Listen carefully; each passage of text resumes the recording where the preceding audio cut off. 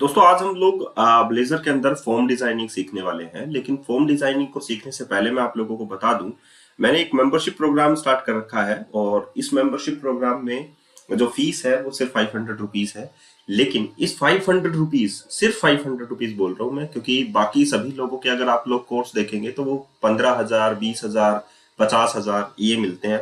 लेकिन मेरा कोर्स सिर्फ 500 रुपए का है और इस 500 रुपए में मैं आप लोगों को क्या क्या देता हूँ वो देखिए। अनलिमिटेड मेंबरशिप है ये 500 रुपीज में, और मैं आप लोगों को सीखने को बहुत कुछ दे रहा हूँ।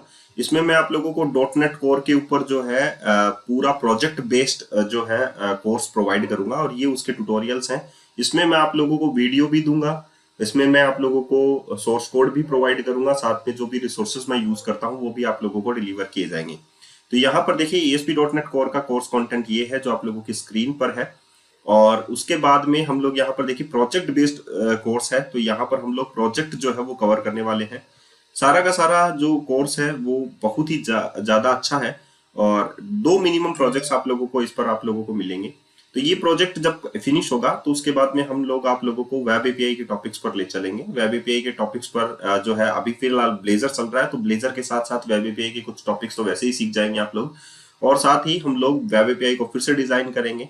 और ये वेब एपीआई जो है जब कवर हो जाएगा तब हम लोग जो है एंगुलर के टॉपिक्स पर चलेंगे फ्रंट एंड के लिए, ताकि आप लोगों को एंगुलर भी आए फ्रंट एंड के लिए। ब्लेजर भी चल रहा है आप लोगों के लिए फ्रंट एंड के लिए, तो ब्लेजर भी यहाँ पर आप लोगों का कवर होगा।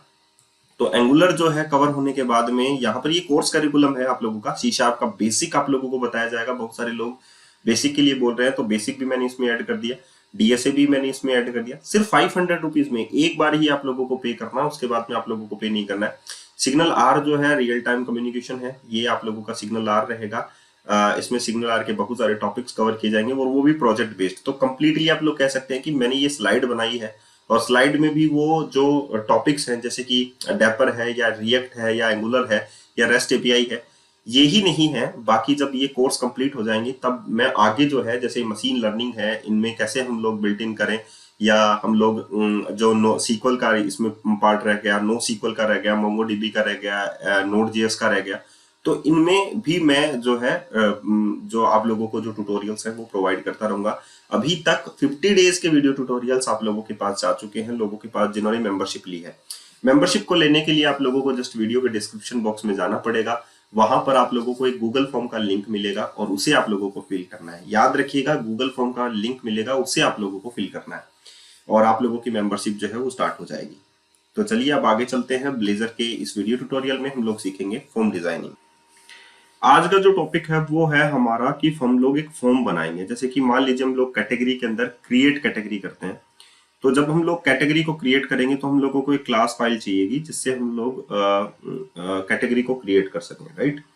तो यहाँ पर हमारे शेयर्ड फोल्डर्स में हम लोगों ने एंटिटी ऐड कर रखा है, जैसे बुक है वैसे ही हम लोग कैटेगरी को भी ऐड करेंगे एज ए मॉडल फील्ड। तो हम लोग यहाँ पर मान कर चलते हैं category.cs फाइल। category.cs जो है वो हम लोगों को ऐड करना है। एंड फाइनली हम लोग यहाँ पर ये बोल सकते हैं कि कैटेगरी में 2 चीजें होती हैं, that is ID and the name. एक बार मान के चलते हैं प्रॉपर्टी आईडी। जब मैं आप लोगों के लिए एक प्रोजेक्ट बनाऊंगा, जब आप लोगों को पता है कि मैं यहाँ पर बुक शॉप का प्रोजेक्ट बनाने जा रहा हूँ, तो अगर आप लोगों को कंप्लीट प्रोजेक्ट करना है, देखना है कैसे ये प्रोजेक्ट होता है, तो आप फाइनली किस चीज को ज्वाइन कर सकते हैं, मेंबरशिप प्रोग्राम जो है वो ज्वाइन कर सकते हैं, ताकि आप लोग एक प्रोजेक्ट के वाइज भी सीख सकें। तो यहाँ पर मैं रख लेता हूँ आईडी और यहाँ पर मैं रख लेता हूँ string name.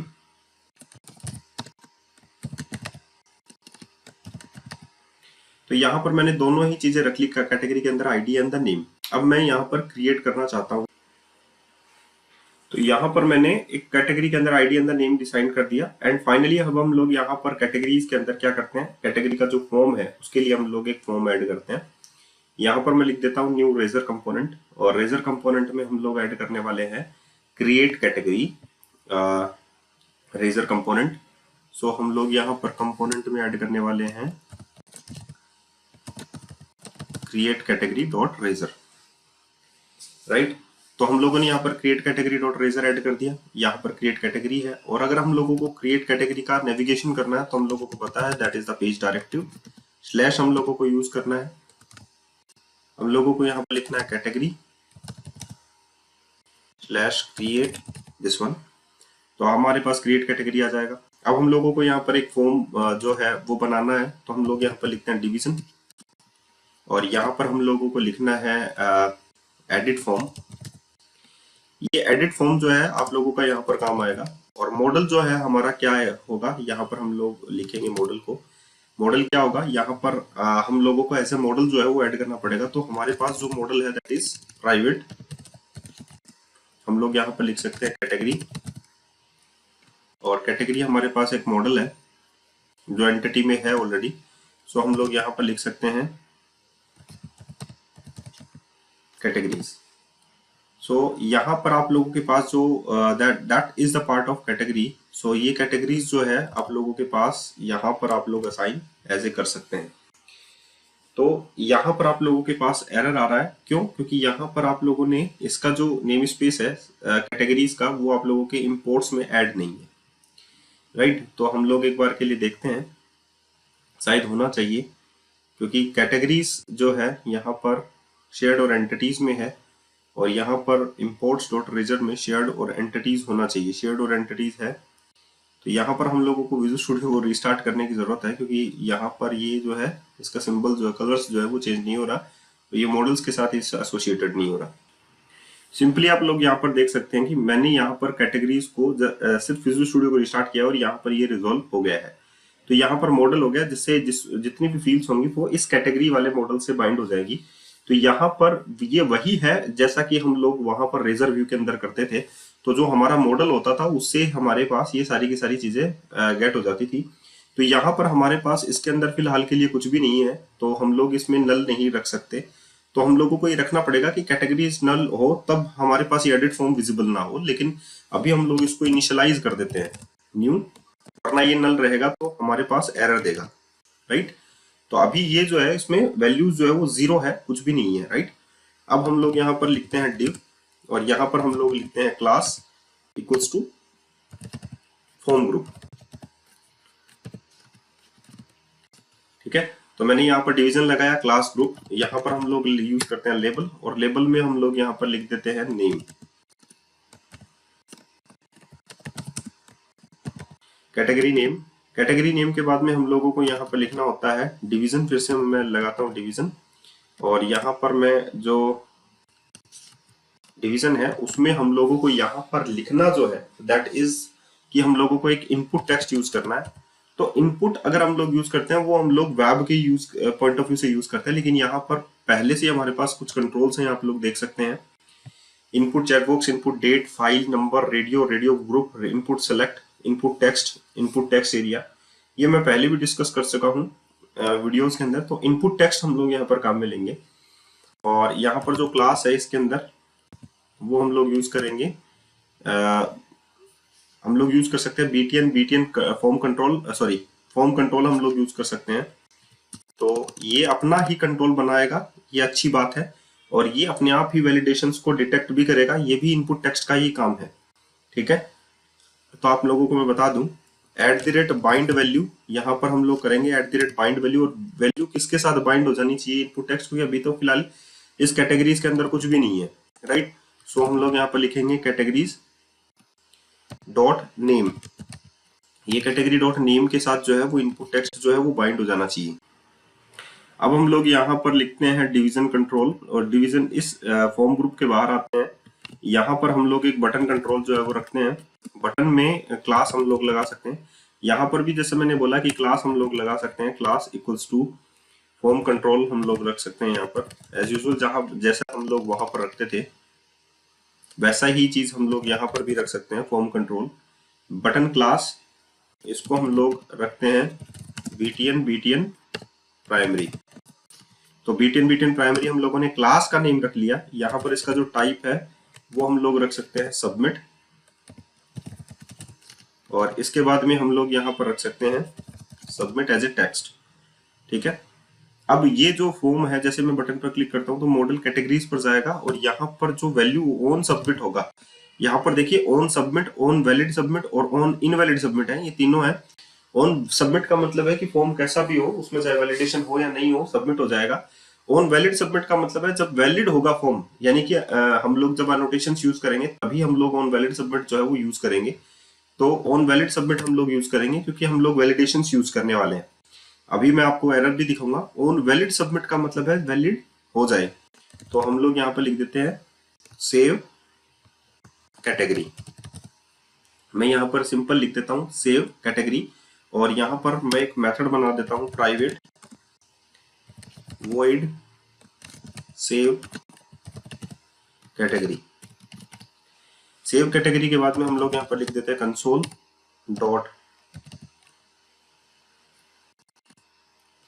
Dot right line this one, और यहाँ पर हम लोग लिख देते हैं category name that is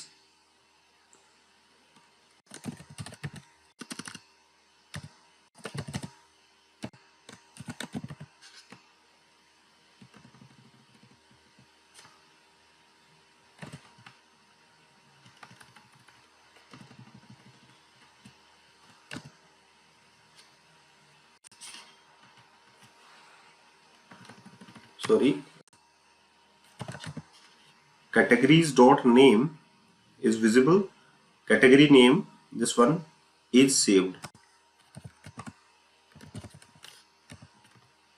okay, so जो कैटेगरी नेम है, क्योंकि ये बाइंड वैल्यू जो है वो टू वे बाइंडिंग का है, यहाँ पर जो भी लिखेंगे वो इस कैटेगरीज के अंदर भी होगा, तो यहाँ पर ये सेव हो जाएगा। अब हम लोग इसको रन करते हैं। तो एडिट फॉर्म जो है आप लोगों को different types of control provide करता है। मॉडल जो होता है जिसके अंदर हम लोगों को बाइंड करना है वो हम लोगों को प्रॉपर्टी प्रोवाइड करता है। तो ये सारी चीजें हम लोगों को इसी में मिल जाती हैं।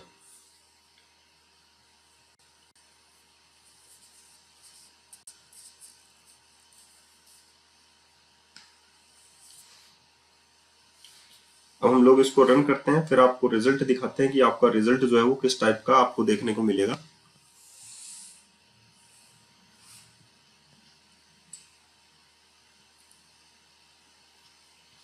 अब हम लोगों को नेविगेट करना है कैटेगरीज के ऊपर। तो यहाँ पर हमारा जो पाथ है वो है कैटेगरी स्लैश क्रिएट। तो हम लोग यहाँ पर जा सकते हैं कैटेगरी स्लैश क्रिएट। तो जैसे ही हम लोग यहाँ पर लिखेंगे कैटेगरी स्लैश क्रिएट, तो यहाँ पर हम लोग कैटेगरी और क्रिएट पर जा सकते हैं। अब हम लोग इंस्पेक्ट एलिमेंट ओपन करते हैं, यहाँ पर कंसोल ओपन करते हैं। यहाँ पर जब मैं सबमिट बटन पर क्लिक करूंगा तो category never is saved, category ने दिस इज नेवर सेव्ड, यहाँ पर ये कंसोल हो जाता है और यहाँ पर कैटेगरी का कोई भी नाम नहीं आया है, राइट, क्योंकि हम लोगों ने अभी वैलिडेशन यहाँ पर अप्लाई नहीं किया है। यहाँ पर मैं जब कुछ नाम लिख देता हूं, जैसे कि मैंने यहाँ पर लिख दिया एक्शन या मैंने लिख दिया फैशन, राइट, तो मैं जब फैशन पर क्लिक करूंगा तो category name fashion is saved. और अगर मैं यहाँ पर कुछ वैलिडेशन अप्लाई कर देता हूं, जैसे कि आप लोगों को पता है कि रिक्वायर्ड फील्ड वैलिडेटर हमारा काम करता है यहाँ पर, तो यहाँ पर हम लोग चलते हैं कैटेगरी मॉडल पर, और यहाँ पर हम लोग जो 7.0 वाला जो वैलिडेशन है वो रूल यहाँ पर अप्लाई कर देते हैं, that is why required field validator. यहाँ पर भी ऐसे भी कर सकते हैं और आप पुरानी तरकीब भी यूज कर सकते हैं, दैट इज रिक्वायर्ड। और ये जो है आप लोग देख सकते हैं कि ये किसमें आता है, that is system dot component model dot data notations. तो यहाँ पर आप लोग जो है क्रिएट कैटेगरी मॉडल्स में यहाँ पर एडिट फॉर्म के बाद में यहाँ पर आप लोग लिख सकते हैं this is one data notation validator, this one. तो यहाँ पर आप लोग ये लगा सकते हैं डाटा नोटेशंस वैलिडेटर, और जैसे ही आप लोग यहाँ पर ये लगाएंगे तो वैलिडेशन जो रूल्स हैं, जो वहां पर रूल्स हैं, वो वैसे ही वैलिडेट जो है वो उस चीज को करेगा और आप लोगों का डेटा जो है वो सबमिट करवाएगा। लेकिन अगर आप लोगों के पास यहाँ पर वैलिडेशंस लगे हों और आप लोगों ने ऑन नेवर वैलिडेट सबमिट कर दिया, तो आप लोगों को कोई वैलिडेशंस की जरूरत नहीं है, चाहे आप लोगों ने वैलिडेटर्स जो है वो लगा रखे हों।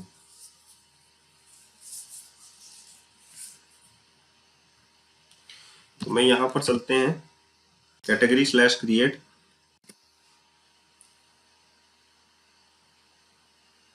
और यहाँ पर हम लोग कैटेगरी पर चलते हैं, जैसे कि मैंने लिखा फैशन, और अब हम लोग इंस्पेक्ट एलिमेंट करते हैं, कंसोल पर चलते हैं, और यहाँ पर मैंने जैसे ही सबमिट डाला तो ठीक है। और ये ग्रीन कलर का भी बॉक्स आप लोगों को दिखाई दे रहा होगा। अभी देखिए रेड कलर का आप लोगों को बॉक्स दिखाई दे रहा है कि ये सबमिट नहीं करने देगा इस चीज को, और ये ऑटोमेटिकली डाटा नोटेशंस जो है वो एडिट फॉर्म जो है वो हैंडल कर लेता है। तो ये है वैलिडेशन और ये है फॉर्म, और ऐसे हम लोग मॉडल्स के थ्रू जो है two way binding @binding dot value को हम लोग टू वे बाइंडिंग की तरह काम में लेते हैं। अब मान लीजिए आप लोगों को जो यहाँ पर मैंने एक कैटेगरी को बाइंड करके बताया आप लोगों को कि एडिट फॉर्म में हम लोग कैसे एक input box, input text field लेते हैं, बाइंड वैल्यूज करते हैं। वैसे ही अगर हम लोगों को इनपुट सेलेक्ट फील्ड लेना हो तो भी हम लोग यहाँ पर ले सकते हैं। जैसे कि यहाँ पर मैंने इनपुट सेलेक्ट फील्ड जो है यहाँ पर पुट कर लिया।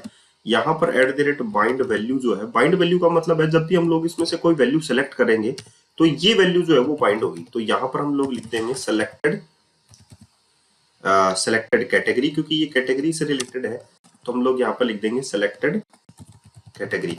और सेलेक्टेड कैटेगरी यहाँ पर आप लोगों को एक फील्ड जो है वो बनानी पड़ेगी, जैसे कि मैंने यहाँ पर लिखा प्राइवेट, और it's a type of string हम लोग ले सकते हैं। यहाँ पर हम लोगों को लिखना पड़ेगा सेलेक्टेड कैटेगरी।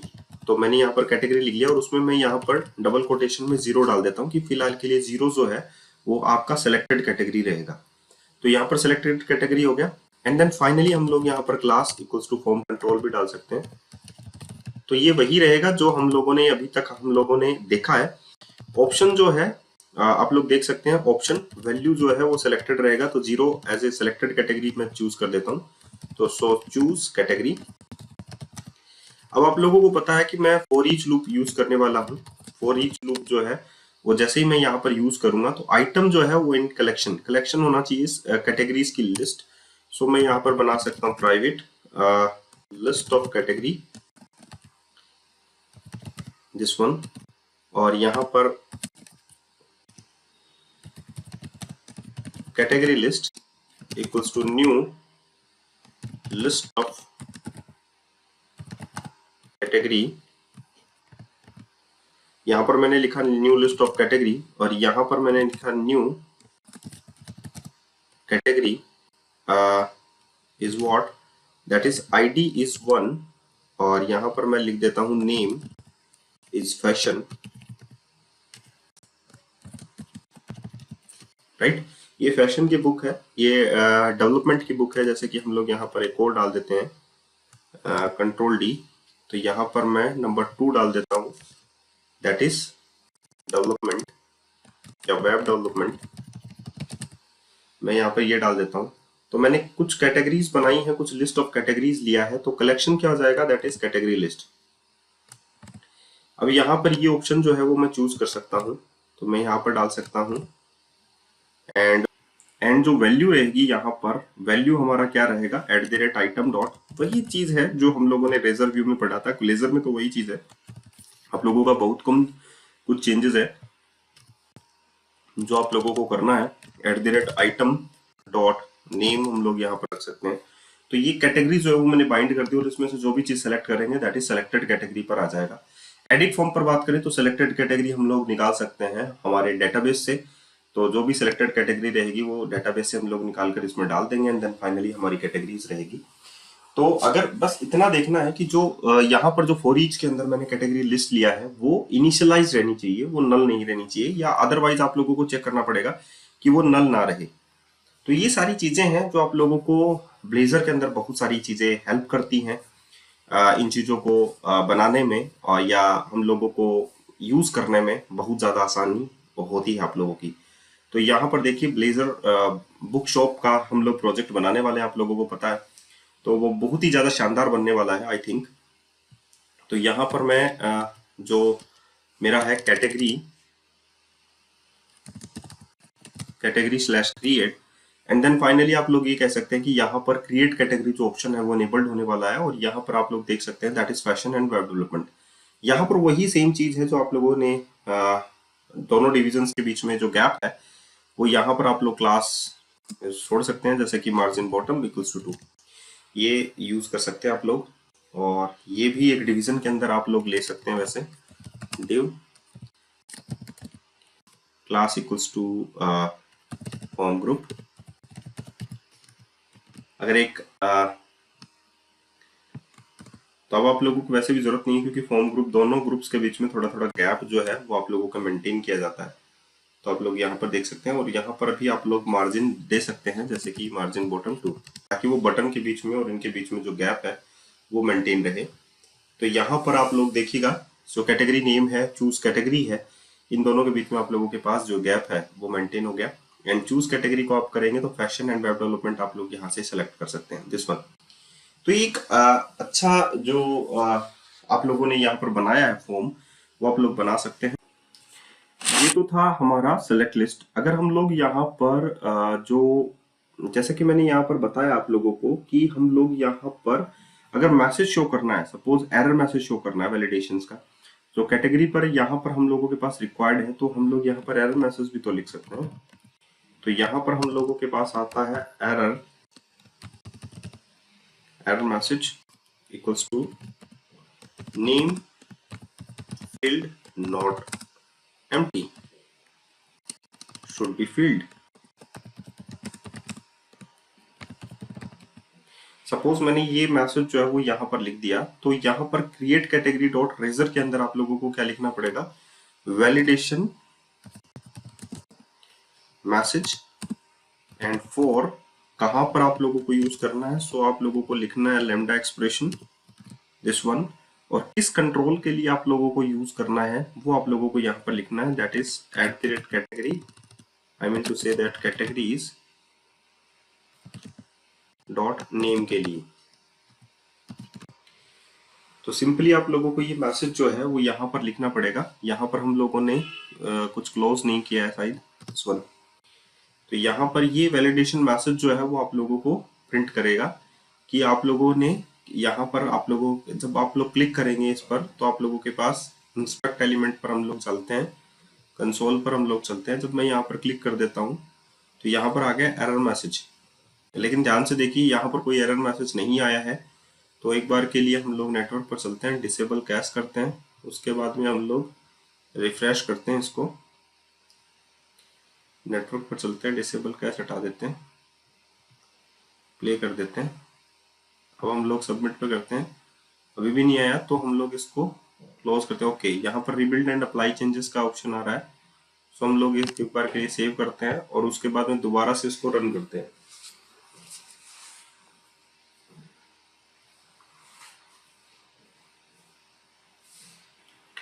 अब हम लोग इसका आउटपुट देखें तो यहाँ पर आ जाएगा category slash create, and then finally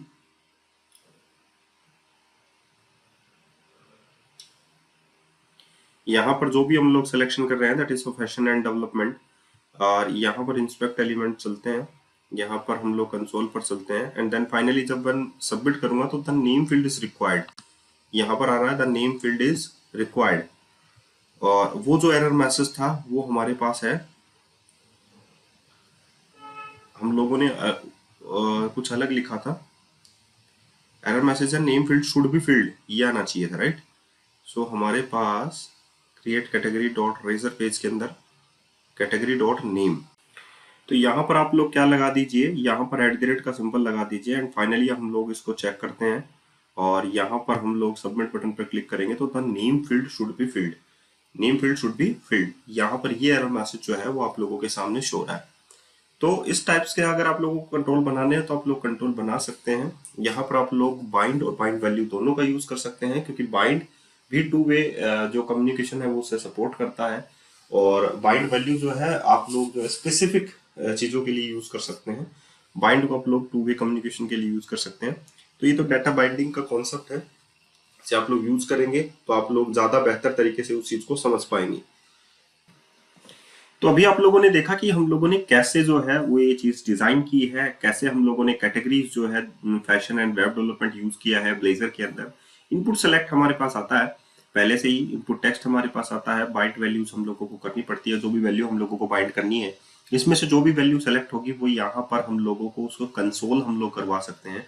जैसे मान लीजिए कि मुझे सबमिट बटन पर ऑन सबमिट जो वैल्यूज है, that is on valid submit save category, right. तो यहाँ पर सेव कैटेगरी में कैटेगरी डॉट नेम मैंने यहाँ पर लिखा है, सो सेलेक्टेड वैल्यू भी आल्सो मैं यहाँ पर लिख सकता हूँ, सेव्ड कैटेगरी नेम, एंड यहाँ पर मैं लिख सकता हूँ एंड सेलेक्टेड कैटेगरी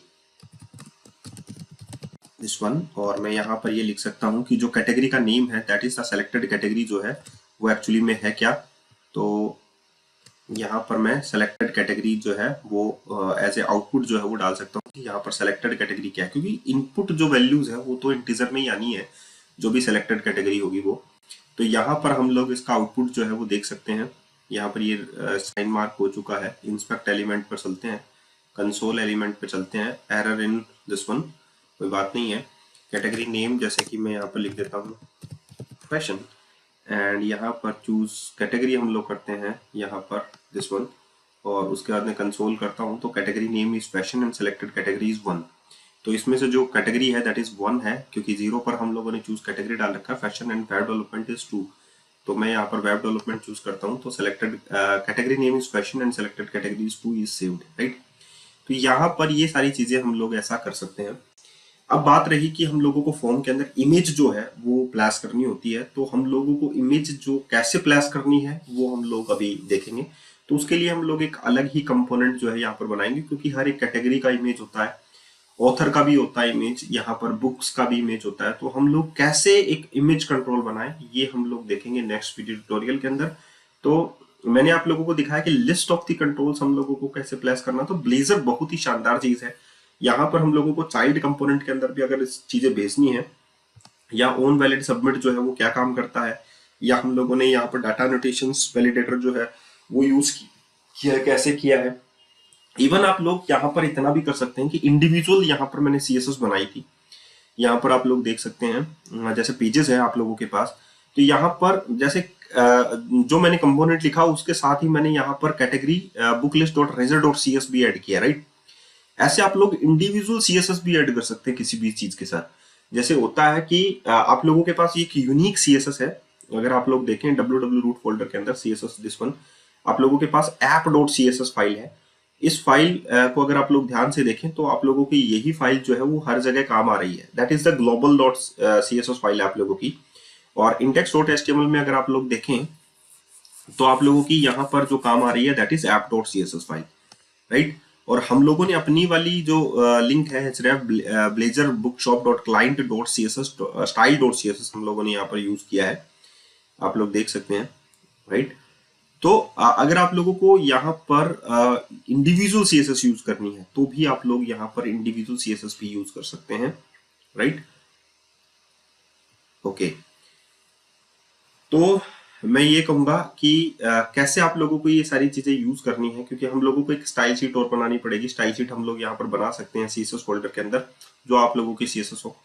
लेकिन आप लोगों को क्या पता चलेगा, जैसे कि मैंने यहाँ पर ये ओपन किया डॉट सीएसएस, और यहाँ पर अगर मैं किसी भी h1 के ऊपर डाल दूं, यहाँ पर चलो मैं कोई भी एक एलिमेंट लिखता हूँ, वो क्लास में वहां पर अप्लाई करता हूँ। सपोज मैंने यहाँ पर लिखा ग्लोबल स्टाइल,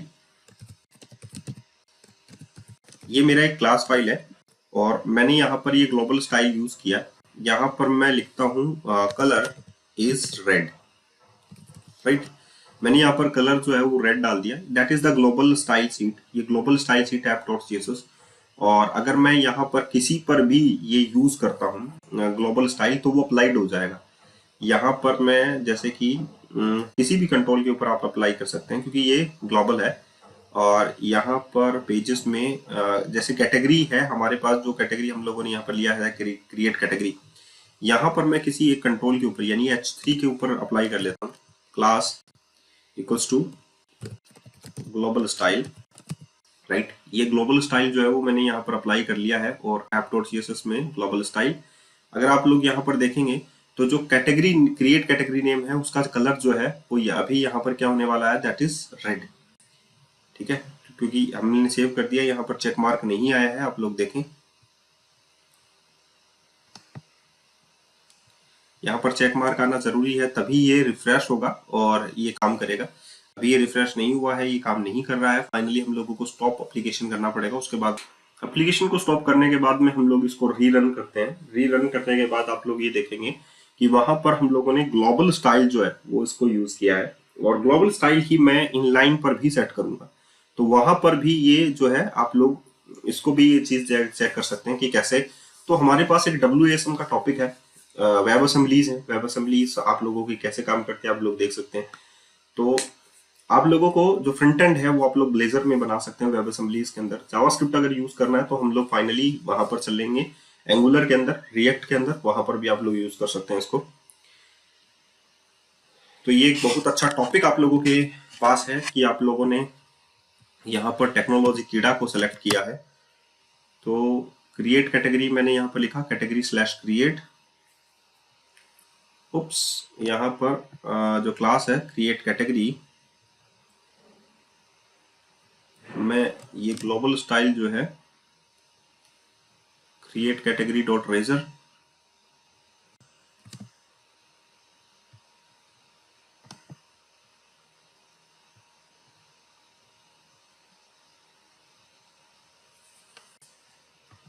बहुत बार ऐसा देखने को मिला है मुझे कि मुझे बार बार जो है नेटवर्क कैश को डिसेबल करना पड़ता है, तब ये आउटपुट जो है मेरे सामने जो है दोबारा से रिफ्लेक्ट होकर दोबारा से आता है, राइट। ये देखिए क्रिएट कैटेगरी हुआ क्योंकि नेटवर्क कैश में कैशिंग बहुत जल्दी हो रही है। यहाँ पर आप लोगों के सामने आया क्रिएट कैटेगरी, राइट। अब मैं अगर यही चीज देखूं कि हर एक टैब के पास यहाँ पर मैं एक इनलाइन स्टाइल शीट बनाता हूँ। इनलाइन स्टाइल शीट का मतलब होता है कि मैं इंडिविजुअल स्टाइल बनाऊंगा और वो सिर्फ इसी कंट्रोल के लिए ही अप्लाई होगी। ऐसा होता है ना कि अगर हम लोगों ने कुछ स्टाइल्स लिख दी और वो वहां पर अप्लाई नहीं हो रही है, दूसरे पेजेस के लिए अप्लाई नहीं हो रही, तो हम लोग इंडिविजुअल्स के लिए भी बना सकते हैं। CSS आइसोलेशन भी हम लोग कर सकते हैं। कैसे करेंगे CSS का आइसोलेशन? यहाँ पर देखिए क्रिएट कैटेगरी डॉट रेजर मैंने लिखा है, तो इसके साथ हम लोग डॉट CS फाइल भी ऐड कर सकते हैं, डॉट CSS फाइल भी ऐड कर सकते हैं। तो यहाँ पर हम लोग क्या करेंगे, ऐड करेंगे। अभी हम लोग स्टॉप करते हैं एप्लीकेशन को पहले, उसके बाद में हम लोग ऐसा करेंगे।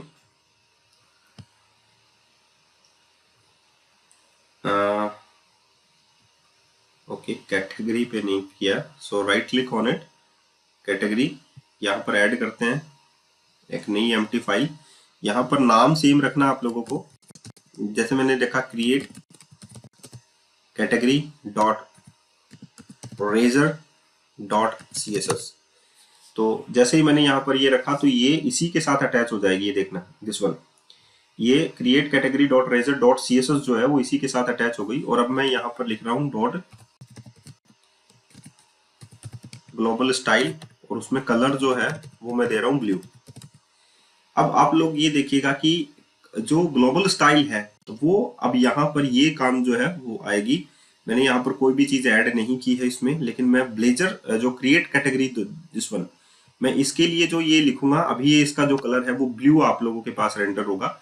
आप लोगों के पास वो रेड कलर जो है वो रेंडर नहीं होगा। बाकी सभी कंपोनेंट्स के लिए वो रेड कलर होगा, लेकिन इस कंपोनेंट के लिए आप लोगों के पास, और ना ही इस फाइल को आप लोगों को ऐड करने की जरूरत है, जिस कंपोनेंट के लिए भी आप लोग यूज करें उसके लिए ही आप लोग ये ऐड कर सकते हैं। तो ये CSS आइसोलेशन है कि किस प्रकार हम लोग इस CSS को रेंडर करें, राइट।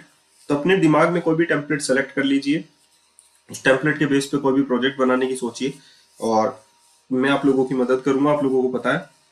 एंड देन फाइनली आप लोग जो है ब्लेजर के अंदर भी काम कर पाएंगे। क्रिएट कैटेगरी स्लैश क्रिएट,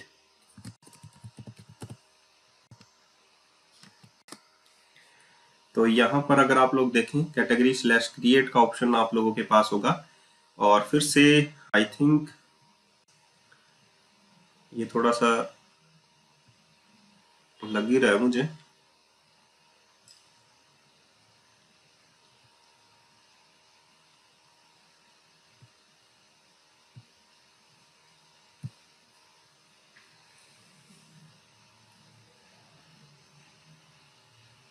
ये देखिए क्रिएट कैटेगरी का ऑप्शन आ गया आप लोगों के पास। एंड देन फाइनली हम लोग ये बोल सकते हैं कि यस, हम लोगों ने CSS आइसोलेशन भी करना, तो इस पेज के लिए ही वो CSS लोड होगी, बाकी अदर पेजेस के लिए वो CSS जो है वो लोड नहीं होगी। अगर हम लोग देखें, जैसे मान लीजिए मुझे फेस्ट डाटा के ऊपर जाना है, यहाँ पर अगर मुझे वो CSS देखनी है तो नेटवर्क के ऊपर आप लोग देख सकते हैं कि कोई भी फाइल जो है app.css आप लोगों को मिल जाएगी, राइट।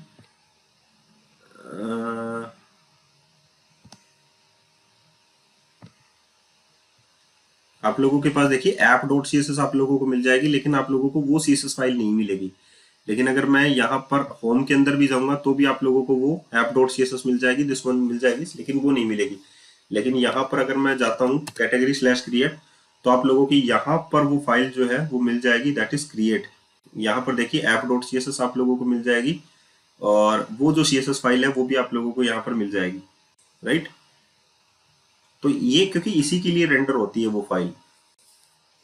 अब हमारे पास है कि हम लोगों को यहाँ पर this one is the document file.